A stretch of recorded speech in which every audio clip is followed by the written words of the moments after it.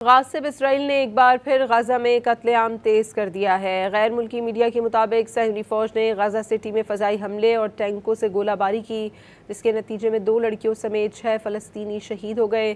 طبی عملے کا کہنا ہے کہ دونوں حملوں میں بے گھر افراد کے خیموں کو نشانہ بنایا گیا ہے۔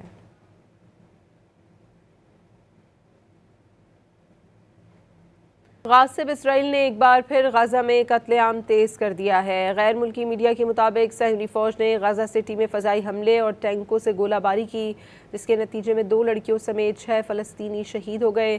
طبی عملے کا کہنا ہے کہ دونوں حملوں میں بے گھر افراد کے خیموں کو نشانہ بنایا گیا ہے۔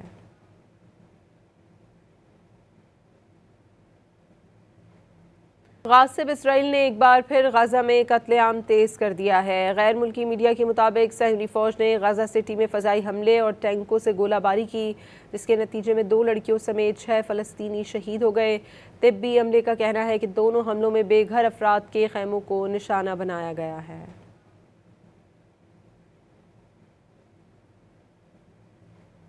غاصب اسرائیل نے ایک بار پھر غزہ میں قتل عام تیز کر دیا ہے۔ غیر ملکی میڈیا کے مطابق صہیونی فوج نے غزہ سٹی میں فضائی حملے اور ٹینکوں سے گولہ باری کی، جس کے نتیجے میں 2 لڑکیوں سمیت 6 فلسطینی شہید ہو گئے۔ طبی عملے کا کہنا ہے کہ دونوں حملوں میں بے گھر افراد کے خیموں کو نشانہ بنایا گیا ہے۔